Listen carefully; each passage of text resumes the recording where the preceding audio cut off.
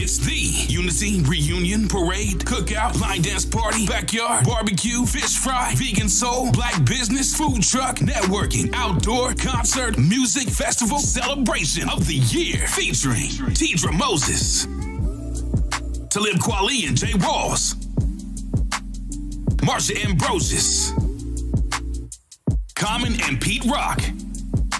Get tickets now at OhioBlackExpo.com. That's OhioBlackExpo.com. African Diaspora News Channel will be broadcasting live. Join Phil Scott, Vicky Dillard, and Demetra Kay in C-Bus. Get your tickets today. Are you a successful entrepreneur or one in training? You've got the vision, but do you have the right partner to build your brand, your team, and your future online and off? At CPRfirm.com, we offer expert consulting, financial guidance, and life coaching because we believe in doing life with our clients. After all, what is it for a man to gain the world and lose his soul? Founded by Callan Cash Coleman, we help our clients not only succeed, but plan to retire rich. Your business deserves the best. Start building your legacy today at CPRfirm.com. Finding the right real estate professional can be challenging. I'm broker Melissa Wilson. I'm knowledgeable in all aspects of the real estate process. So whether you're looking to buy new or an existing home or have a commercial need, I'm here to help.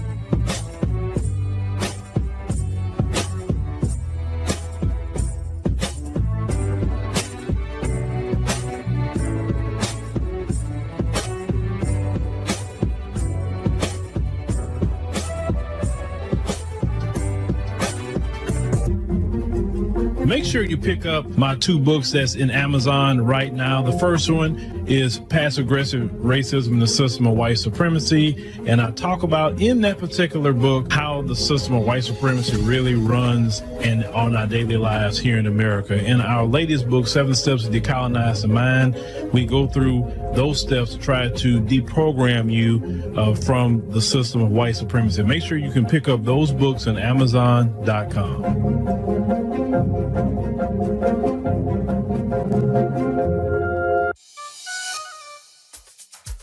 Before Gobela even made me forget this, we got Gobela in the building. Like, when's it drugs?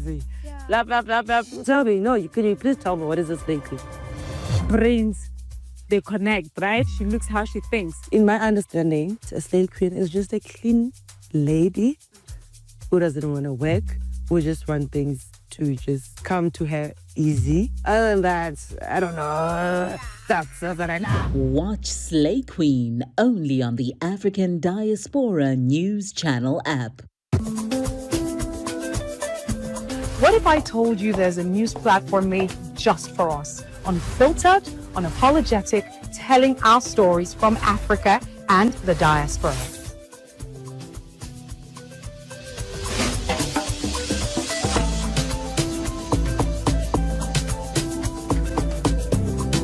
The African Diaspora News Channel app keeps you informed and empowered from wherever you are at any time. Don't just watch, join the movement. Download the app now and stay connected to the news that matters.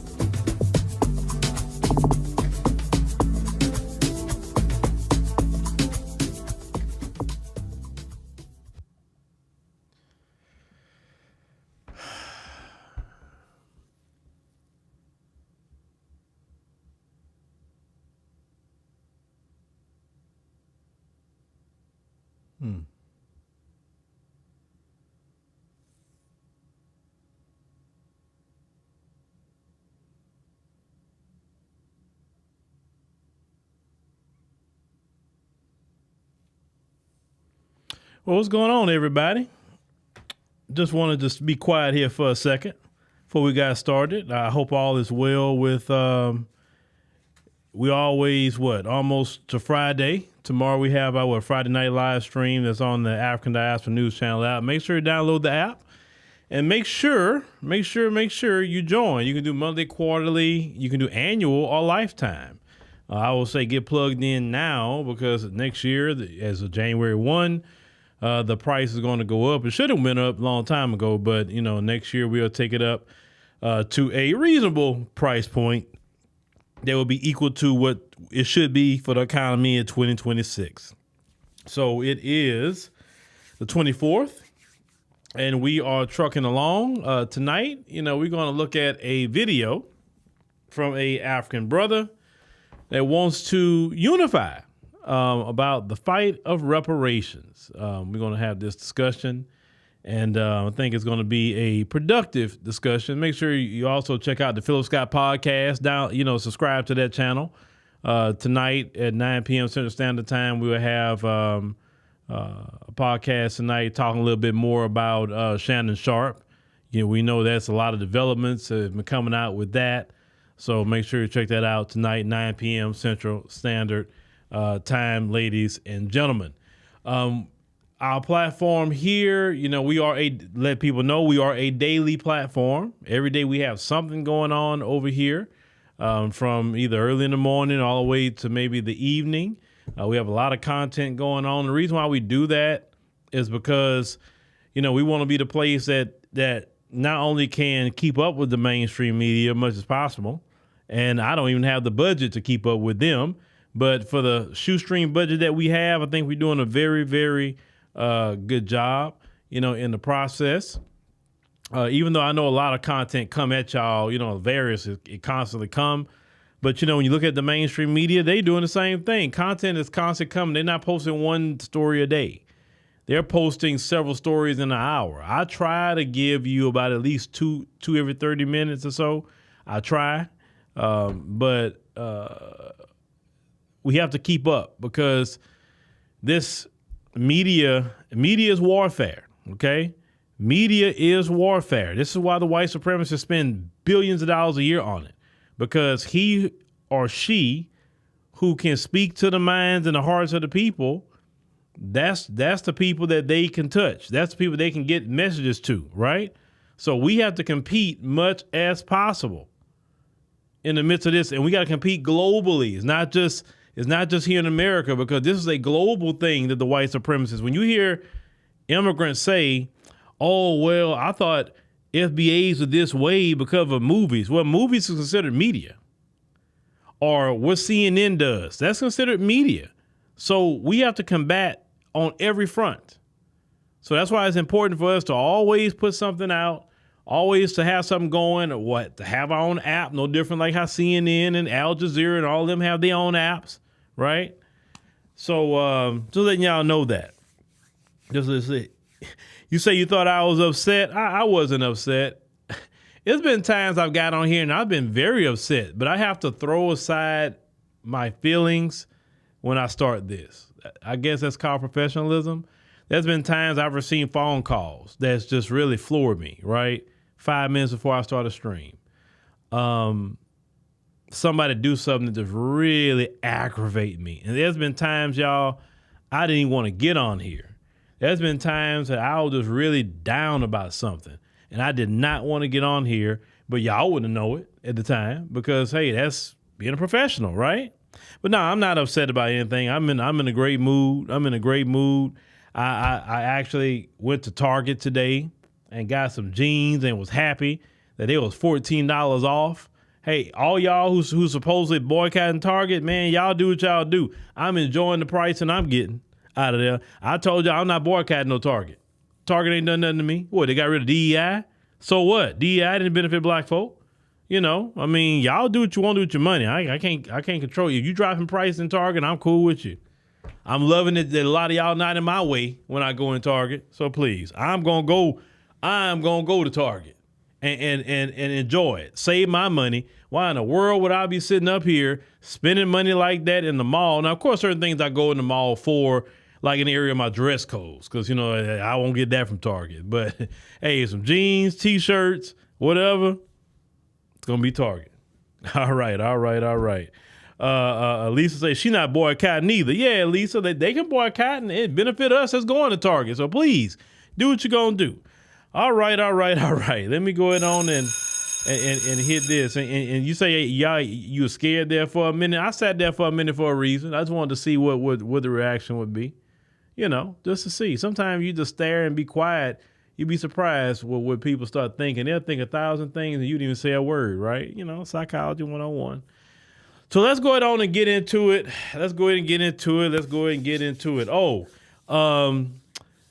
Ghana. Ghana will be coming up November, I think 14th through the 21. So make sure we do put that out. It will, of course, I think $199 down. Don't drag your feet with it. Hurry up and jump on it. And it'll only be for 25 people. When it is dropped, only 25 people. It's not going to be no more than that. No, the last one was up to 30. I think 28 people came. Well, 25 people on this one. 25 is the cutoff. So if you want to go to Ghana in November with everybody, jump on it ASAP. You know, we have a meet and greet as always. And you never know who else on the team you may meet. Different people may show up. Last time, Juan Gale was there. And a lot of people was happy to meet Juan Gale, you know, and, you know, Juan Gale's a superstar. I just fall behind the wayside and you know, let Juan Gale be the superstar that she is. So yeah. But you never know who you may meet at these meet and greets. So that's that. All right. Well, you say, Lisa, you feel better when Phil's on every night. You know what, Lisa, I appreciate that. But Lisa, all y'all, do me a favor. Just make sure you support all the journalists that's here, okay? Because they helping not only me, but they helping the platform. Because sometimes Phil got to do other things to grow the platform, right? Sometimes Phil got to go to an event. Sometimes Phil going overseas. Sometimes Phil needs to spend time with his wife, his kids. And the other journalists on the team is doing great things. So just like you support me, please support them.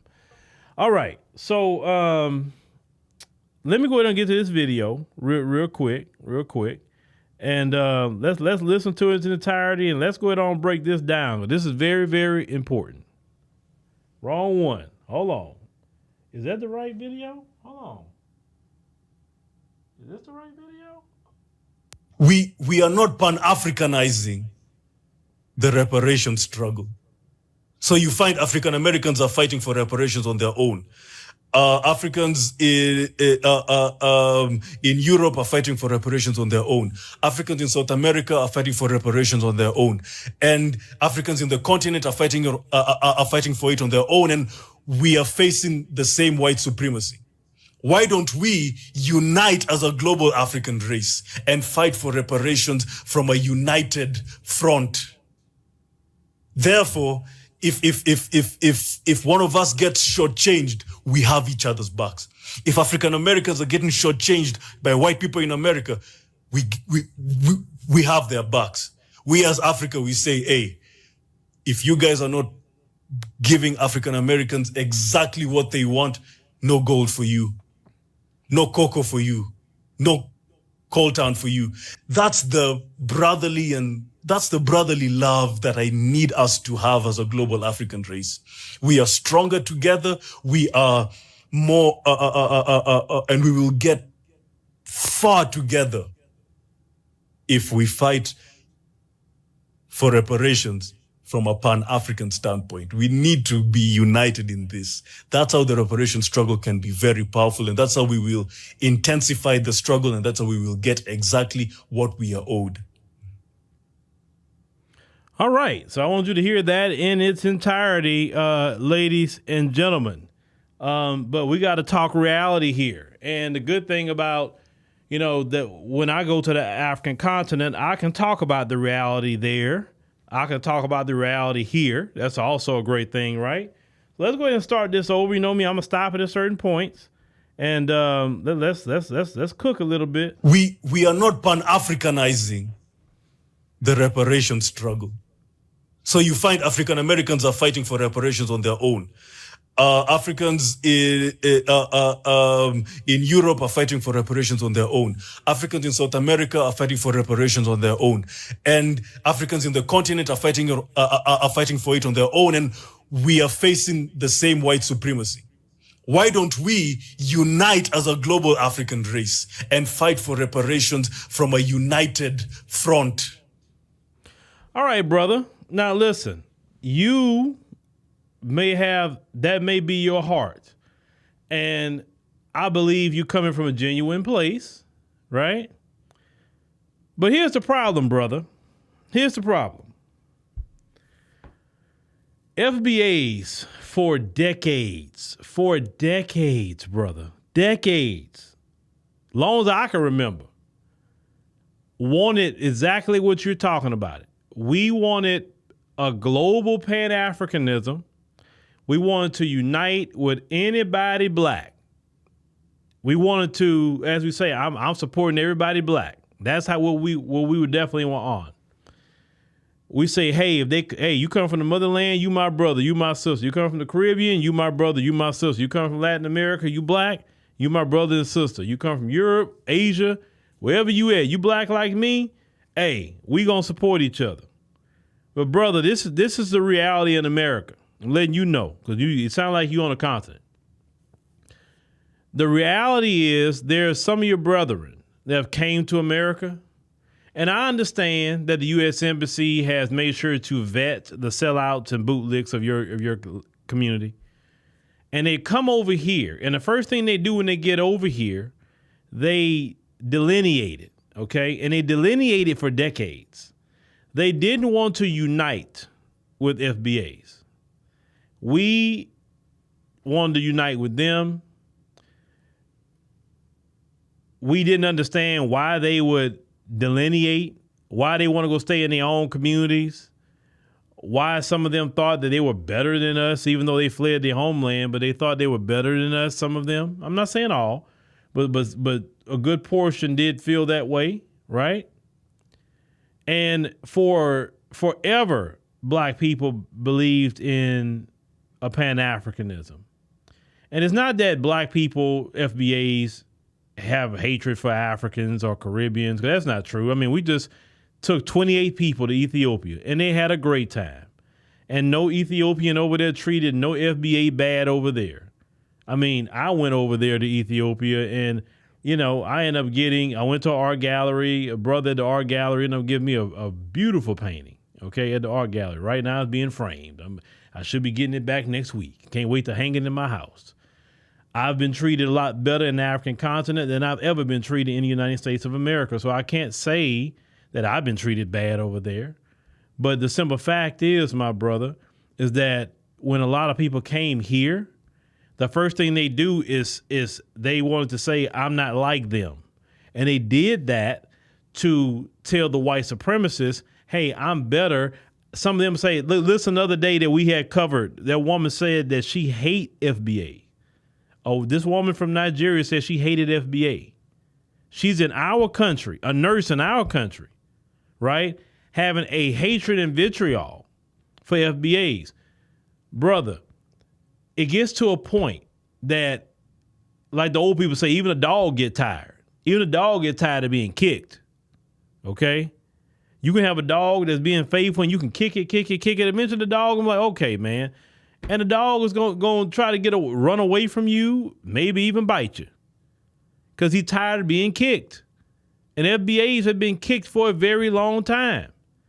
And the reason why the delineation movement has taken off is because the whole time we're trying to defend everybody, and yet it just never reciprocated.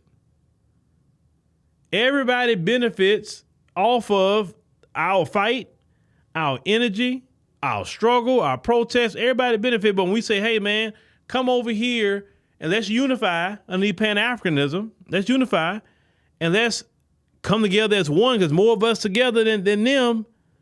They're like, no. I am not them.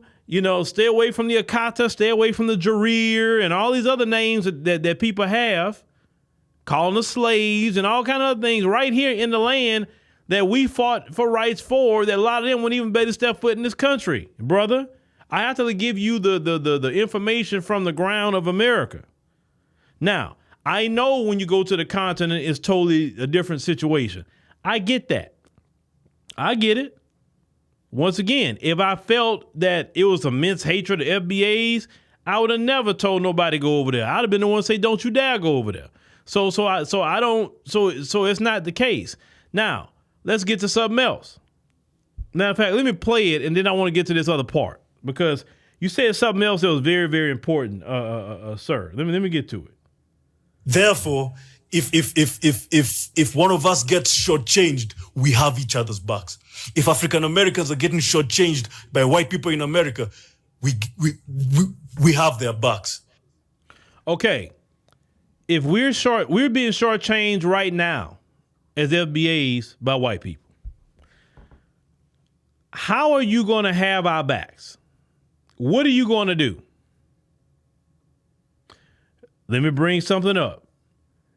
You seen all this nastiness that went back and forth about this African Zulu parade that no FBAs really knew about except maybe the 200,000 FBAs that live in New Orleans? And that could have been maybe an educational moment, a teaching moment, whatever the case may be, right? But the nasty names that was being called, and it was a white man that got it stirred up anyway. It wasn't even a black South African that got it stirred up. It was a white man, right? You say that how you gonna have our backs when black people can't just get citizenship? You have to go stay 7 years, 10 years in a lot of places to get a citizenship. And let's call it what it is. And I have to say, I kind of get it. I kind of get it because we don't like mass immigration here in America. We really don't. But when FBAs come to the African continent, we don't come to take your jobs. Most of us still kind of have our USD. And if we have a remote job, we don't even need to take a job from you. We just need a place to stay, in a nice place to stay, nice internet. You know, we want to live our American life close as possible. We don't need to take nothing from nobody. Now, I know you got some bad actors that come over there, and I've always said, if you think you're a black person, go over there talking about you're going to help them and save them, you're not there to go over there and save nobody. That's Jesus' responsibility, number one. I'd say number two, like me, I don't go in there and get involved with their politics. I don't get involved with nothing. If I go to the African continent, I'm either relaxing, doing what we got to do for A, D, and C, and anything related to it. And I'm chill, I'm cool, and that's it. I'm not undermining nobody. I'm not getting involved with nothing. Now, of course, let's say if I'm in South Africa and one of the folks want to pop off for it, it's only popping, because I'm not going to let none of the folks talk crazy, right? You know, I haven't had that experience, but if they thought one day I was South African and they can talk crazy, they'll find out real quick, you know, I'm FBA. And usually you talk to them, they're like, oh, I know you was FBA. So that's that. So your government, sir, is not up for helping. They're not up for helping the Caribbeans. They're not up for helping FBAs. They're not up for helping the black folks in Latin America. They're not up for helping the black folks in Europe. What are you talking about? What are you talking about? What are you going to do to actually help? Your government really is the problem. I'm not saying you're not in control of the government, right? But let me continue. We as Africa, we say, hey, if you guys are not giving African Americans exactly what they want, no gold for you, no cocoa for you, no coltan for you. That's the brotherly love that I need us to have as a global African race. Sir, don't tell that to us. See, what I don't like about some of that conversation, you notice that everybody put it on us. Like, hey, FBAs, you know, we need to come together. Hey, FBAs, let's fight together. Hey, it's always put on our lap. No, sir. You need to go to them African governments and say, hey, they treating the FBAs bad over there. Stop giving America gold. Stop letting Europe get gold, and stop letting Elon Musk get coltan from Congo for his Tesla batteries. You know what I'm saying? Your government is the issue. This is who you need to be talking to. Don't talk to us. Like, what can we really do? Your government's not even doing you right. Let's start there. They're not doing you right. They've been selling y'all out forever. That's why some places in the continent look the way it look. Some places in the continent look like you still in the 1980s. Some places still got dirt roads in 2025. But yet you go over there where your politicians at. Oh, they got paved roads. They got nice houses. The lights on all the time. The internet is on all the time. They got their 2, 3, 4, and 5 wives. And they driving Mercedes and Lambo and anything else they want to drive. That's the people that y'all need to be talking to and dealing with, sir. Like, you can't really put that on us about unification. Y'all have to get unification on the continent first. And at times y'all want to unify on stupidity, arguing about a parade that nobody knew about. All y'all coming together about, we're going to back up the South Africans about the parade. Why don't you back up the South Africans about getting their land back from the white folk? That's the kind of stuff I'm talking about. I've seen all these different ones from different African countries sit up here saying we're going to support the South Africans because it's culture. Support the South Africans getting their land back. Support the South Africans running them folks up out of there. Support the South Africans with getting Irania ended. That all y'all on the continent need to be supporting them in that way. The stuff you need to be doing in the continent, you're not doing. Ooh, don't touch the white people. Leave the white people alone. But you're mad about some FBAs in New Orleans that I don't know what they're doing. That's not Zulu culture. I told you it's not Zulu culture. I've been with the Zulus. That's not their culture at all. I don't know what they're doing with that. They shouldn't even put the name Zulu on that. I'm even against the name Zulu being on that mess because that has nothing to do with Zulu culture. That looked like some monkey shine to me, personally. I'm saying it. That looked like monkey shine. That's stupid. Like, change the name, but it's not Zulu. But but you want to come together and argue with them about that, but you're not supporting the South Africans with these folks down there. That's the stuff I'm talking about. It's easier to go attack another person in the diaspora, or you got an issue with the Zimbabweans or whatever, but you leave them good white folks alone in Cape Town. You don't deal with them good white folks. Where's the unification about dealing with them white folks in Cape Town?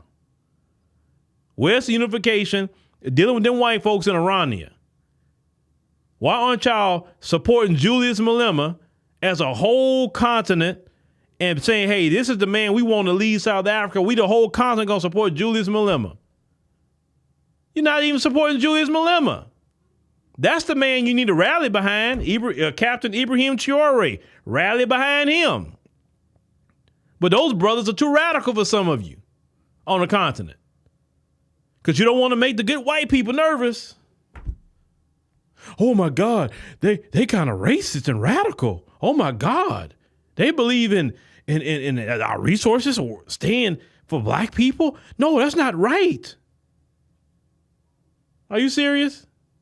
So we don't look at white supremacy the same. But I'm gonna get into that point too. Let's go there. We are stronger together. We are more, and we will get far together if we fight for reparations from a pan-African standpoint. We need to be united in this. That's how the reparation struggle can be very powerful, and that's how we will intensify the struggle, and that's how we will get exactly what we are owed. I'm gonna say something about that. If FBAs get reparations, the rest of you will. I'm going to repeat that again. If FBAs get reparations, the rest of you will get it. It would actually benefit you to support reparations if you are in this country as an African immigrant or Caribbean immigrant. If the United States of America, if FBAs start getting paid, it's going to be a domino effect. Just like it was during the time of the Civil Rights Movement. If you look at when all these African nations got their independence, it started happening around the time we start fighting. And when the United States had did the Civil Rights Act, because of our blood that was spilled, of our efforts in our fight, one by one, these African nations start getting their independence. It was a ripple effect. If we get reparations, the Caribbean going to get reparations. They're going to be some reparations in the African continent. There going to be some reparations in Latin America. It's going to be a ripple effect. So it would actually be better for you to support FBAs in what our fight for reparations here. Because let's call it what it is, whether people like it or not, we're the main character. We didn't ask to be the main character. We didn't ask that. And I know why, and I know some of you don't like that about FBAs, that we're the main character. We didn't choose that. God put us in that position. Don't ask me why. God put us as the main character. Let me give you an example why. Or just an example. Notice ever since FBAs have withdrawn and say, yeah, we good, we going to chill our nerves, we're not being a part of nothing, we only going to fight when it's time for us to fight. Any protest any other group try to do, people see you, they hear you, but nobody cares. Why don't they care? Because you are not the spirit of America. Your group isn't that. Sorry, it's not. You could scream, yell, protest, and no one would care. We are the spirit of America. We are the main character of America, whether people like it or not. And that's why everybody hates FBAs.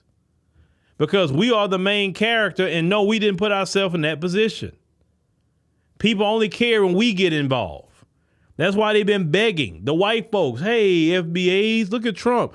Man, come on, they hurting us. Look, come on, let's protest. They know if FBAs come out, the whole world's going to be paying attention. They say, okay, this protest is serious because the FBAs is there. When it came to the Hispanics, they'll say, hey, FBAs, I mean, we should stick together, black and brown, Why do you think they was talking about black and brown all of a sudden? Because they know by themselves no one is going to care. And they went out and protested too. They had all their foreign flags and went nowhere. Nobody cared. But look at when we start talking about Carmelo Anthony. Look at it. Look at all the attention that's getting because we're talking about Carmelo Anthony, right? And there's a lot of people globally that say they can't stand us for it. They can't stand us for it. A lot of the hate comes from that. It's not that we did them anything, because it's like, what did we do to them? Why they feel that way about us? We didn't do nothing to nobody. What did we do? What they upset with is say, why them? Why when they speak, the whole world listen, but when we speak, nobody cares. That's upsetting. I'm matter too. I'm valuable too. Why them? What makes them so special? We went through a colonization. We went through apartheid. We went through this. We went through that. Why are they so special? When they come out with songs and trends and all that, everybody pay attention to it. But when we do it, people hear it. Yeah, they may like it or whatever, but it don't last like until the FBAs do it. That's where really a lot of the hate where it comes from. And we don't understand that because, like, especially the folks, they are really worse with it because they have the money, they have the power, they have all that, but they don't have the spirit of America. They don't have it. And they have oppressed us. They have mass incarcerated us. They have poisoned us. They have given us horrible medical treatment. They have done everything they can to us. And a lot of us have lost our lives, but it's like that old school thing about baby kids. We don't die, we multiply. And that's what's happened to us. We have did nothing but multiply. And only God can make us multiply like that. Because if it was left up to the folks, we'd have been extinct long time ago. We thrive, we survive, and then we still figure out a way, even in the system, where we're sabotaged every step of the way. Like me, if I wasn't a black man, if I was a white man, I would be 1,000 times more ahead of where I'm at right now. If I was a white man. But you know what? I'd rather be in the position I am right now as a FBA. Because at least I got soul. At least I'm part of the group that's a spirit of America. I'd rather that all day long than the trinkets that the devil will give me. Because at least my soul is intact. And anything I do get is a blessing. And you don't need a $1 million to make anything. Let me tell you something. One idea from the Lord can give you $1 billion tomorrow. That's why I say, man, I'm not looking for money. I'm looking for wisdom. God give me wisdom. Because I know with wisdom, I can make $100 million. I don't want money. Give me wisdom. Because then give me the wisdom to know how to keep it. Give me wisdom to keep the fake snakes and lames away from me when I do have it. God, keep my heart humble at all times. And keep my eyes and ears and spirit quickened to the wiles of the devil. So I don't get caught up in those situations.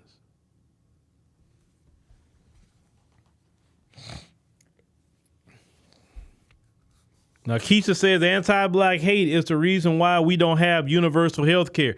Well, you know, the people in charge aren't really a educated people, because you don't cut off your arm to hurt somebody else.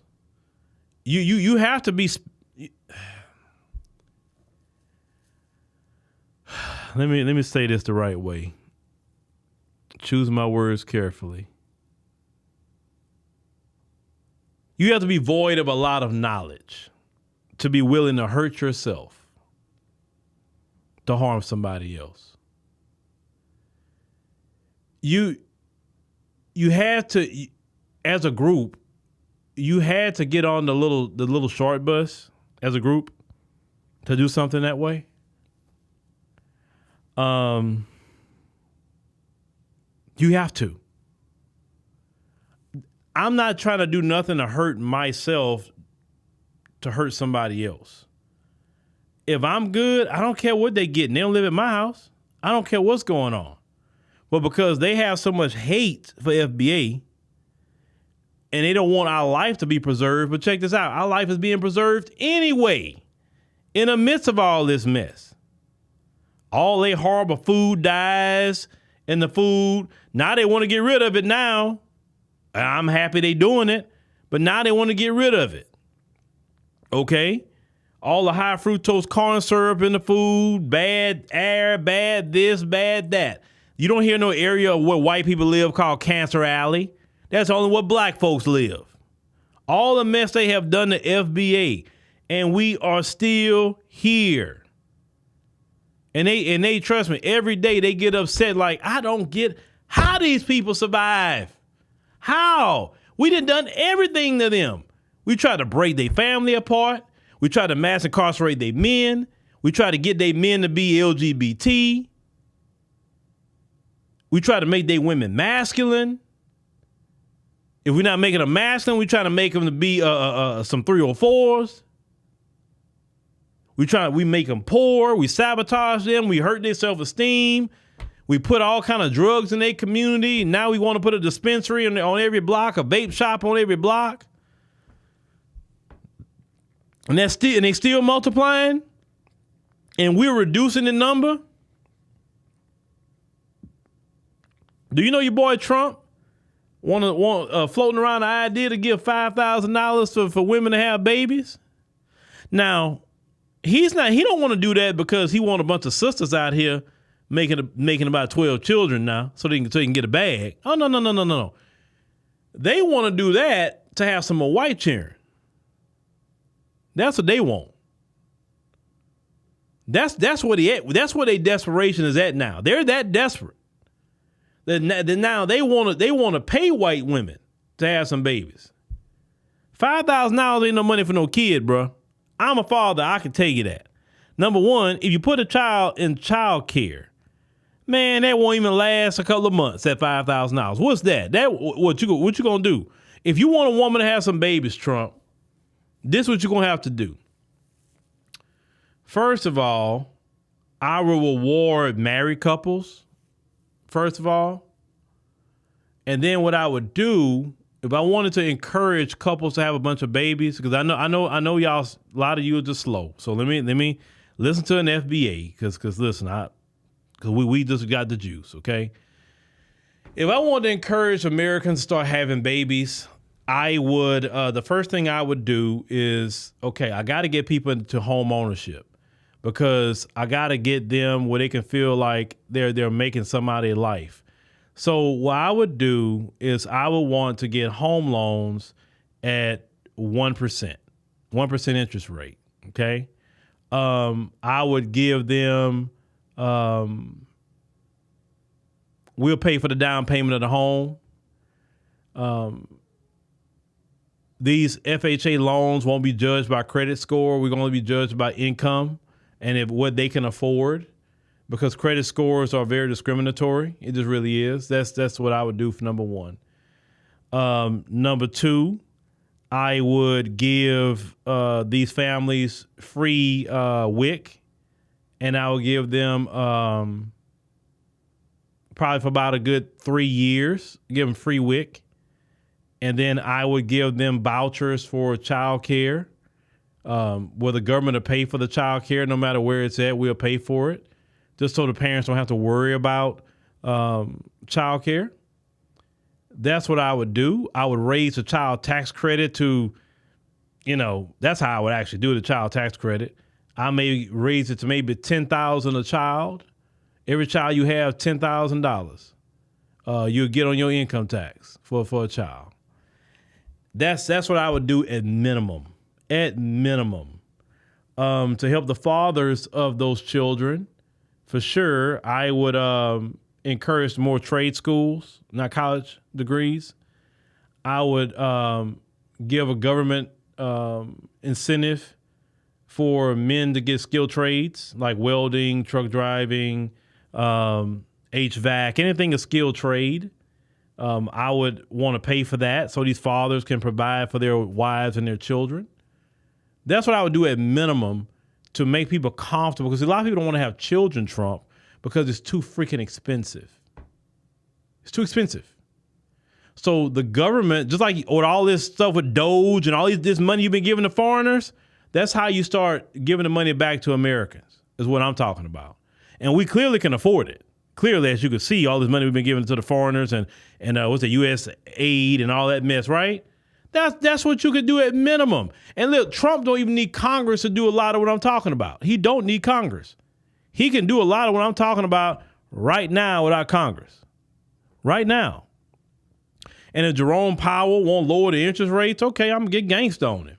I'm going to make him lower the interest rate. I'm going to make his life so much a living hell, he going to quit. Or he gonna lower the interest rate, one or two. He gonna do it because the people need to. I want these people to start having some babies. I don't want these foreigners in this country, so we got to have some babies again. You know what I'm saying? I would change the laws with no-fault divorce. That's another thing I would do. I wouldn't say force a woman to stay or a man to stay, but I would not give an incentive to leave. In other words, like, you're not going to get 50 of everything if you just want to up and leave. No, if you want to leave, take what you got and go on by your business if you want to leave. Once there's no incentive to leave, there wouldn't be no such thing as alimony anymore. That'll be done. Because I'm like, what you need to be taking care of a grown woman for, or a man for. And child support, we're going to redo that. We're going to see how much both people make with child support. We're going to look at both salaries, and then we're going to say, okay, well, let's say if child support is supposed to be $1,000 a month, well, it's 50-50. 500 for you, 500 for you. If the mom got the child, well, it's only $500 a month for the dad. Because she live with you, you paying the $5 that way. That's how we redo child support. Joint custody right off the back. You understand what I'm saying? If you want to encourage certain things,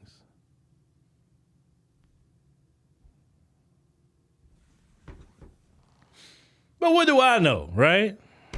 What do I know? I'm just a black man in America that had a little life experience with a lot of these systems, like the family law courts, and, I've been a father, and I've, husband, and, just some of my experiences and what I've seen out there and all of that. Trump, you can't really encourage a lot of working men to be having children when they fear that everything they work for can be taken away from them. So you got to change those family laws. And that's what only Congress can do that, right?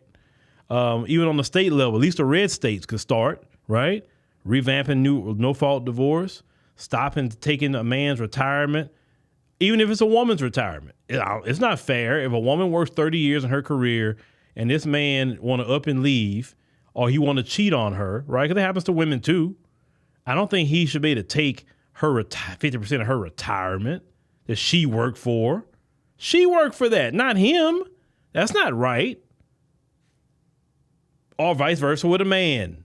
So I'm just saying it's a lot of things this country would have to change to incentivize having children. If you go back to the 1950s, we didn't have all these things on the books. No fault divorce, all this incentivizing divorce. You didn't have any of that. And you had more affordability back in the 1950s and 1940s. So you have to get all these prices back down again.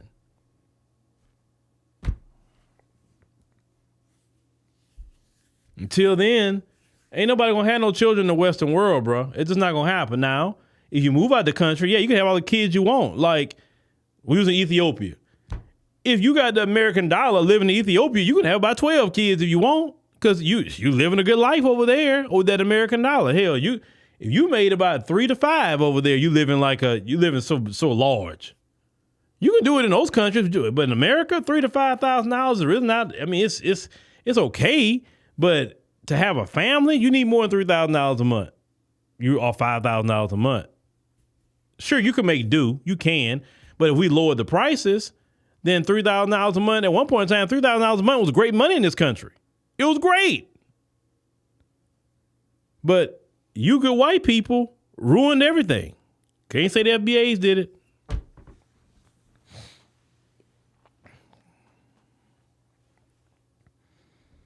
So that's that. I don't know why I went on that tangent about with Trump, but you know, what I'm saying out of all of that is good luck, Trump. But $5,000, that's not, trust me, a drop of piss is worth more than $5,000 right now. I'm going to be on with you. And that's y'all fault. So fix it. But what this brother was saying about the reparations, just support FBAs. Just support us. Let us get our reparations. I promise you'll get yours. I just know it's going to happen that way. If we get ours, the rest of y'all in the diaspora are going to get yours too. You can't come in, but you can't come into ours and say, well, you know, we should be able to get it because of racism. No, it's not for racism. It's for slavery. Just like the Caribbean, reparations would be for slavery for the Caribbean, right? Because they had a lot of slavery in the Caribbean. It's not for racism. It's for slavery.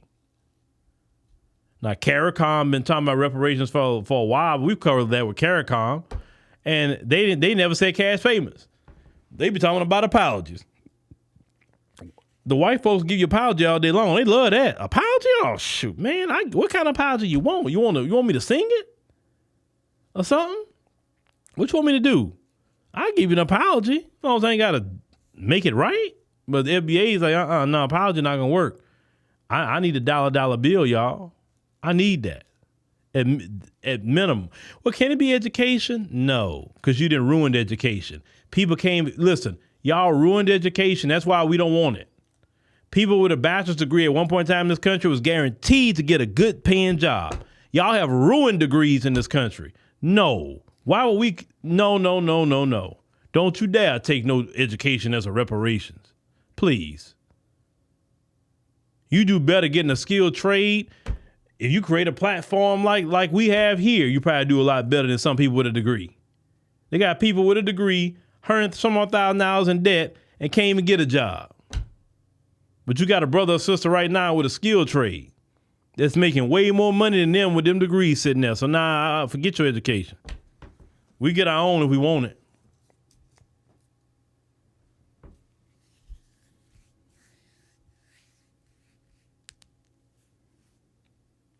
I don't like that term. What is affordable housing?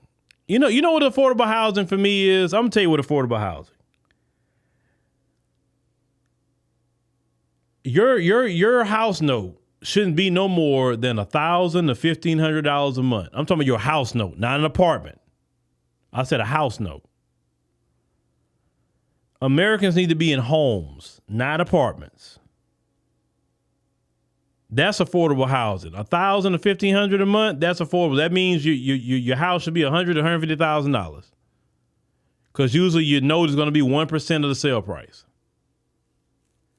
Nobody should be paying no $2,000 and up a month on anything. That's true affordable housing. $100,000 to $150,000 a month on the home. Now, could you get a home like that in today's standards? Sure, but you're not going to live in the mega metropolis.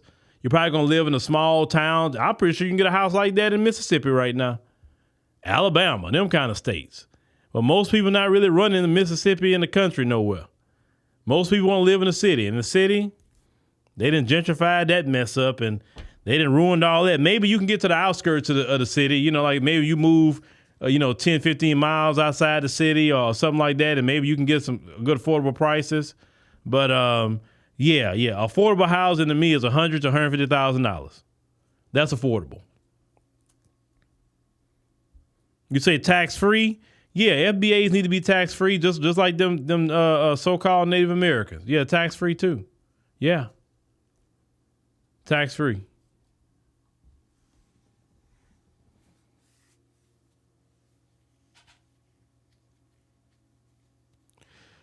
You mentioned, well, Malema's kind of back out there fighting now, and I'm glad he is because I've been watching. He's been fighting again because the thing is, sometimes you're going to get disappointed when you're fighting. But if you're there to fight, you know, you're going to have to keep going. You know what I'm saying? Because the folks love you to give up. Oh, they love that. Give up. Go sit down, just think about yourself. But Malema and the EFF, they back fighting again. And I'm proud of Julius. He had to sit down for a little bit, reassess, but Julius is back out fighting. And you know, I know it's hard for him out there in South Africa. I know it's hard because them a lot of, you know, I'm not saying all, but they just want to be comfortable in captivity. And so Julius and them stirring things up, you know, some people don't like Julius for that reason. But not all South Africans feel that way because you see all the South Africans that's with Julius, right? I mean, he got the soul. He got the juice in South Africa. He should be the president. He should be. Trust me, I would love to see Julius Malema get inaugurated as president of South Africa. Oh, my God, I would love to see that. I feel like that's a win for me to see Julius Malema become the president of South Africa. Man, I would love to go to his inauguration. Man, I'll be right there. Like, yeah, Julius, you know, be cheering him on. Yeah. You know, Julius is what that country need. You know, the continent need more Julius and Captain Ibrahim Traore. They need more brothers like that. That's going to make some changes. And, you know, in the diaspora, we love that. And the FBA respect that. We respect that all day long. We want to see Africans fighting like that. We don't see no Africans bowing down to some Afrikaner or whatever, like some lame Afrikaner somewhere putting hands on them. Man, please. But anyway, ladies and gentlemen, thank y'all for joining us on the stream today. We greatly appreciate it. Make sure you click the subscribe button. Make sure you click the like button. That's very important. Remember, tomorrow night, 7 p.m. Central Standard Time, we'll be streaming right on the African Diaspora News Channel app. And next week, you know, we're going to, of course, do our stream. And then, you know, we're going to shut down part of it, and the rest we're going to continue on the app. So make sure to get ready for that. We're going to start doing that on all our streams, actually, next week. So make sure you download the app, get there, be there, and don't be square, right? But thank y'all for listening. Make sure you check out the Phillip Scott podcast tonight, and we'll catch you on the next.